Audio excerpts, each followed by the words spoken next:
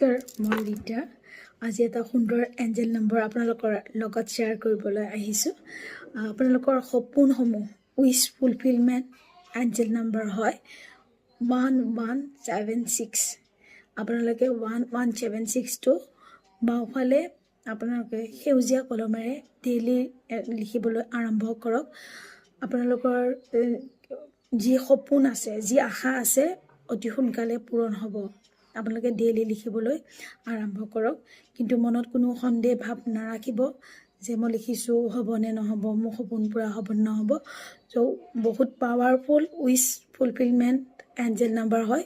আকৌ এবাৰ মই কৈ দিছোঁ 1176 আৰু 1176 এই এঞ্জেল নম্বৰটোৰ লগত লৈ ব্যৱহাৰ কৰি এটা ৰেমেডিও কৰিব পাৰি।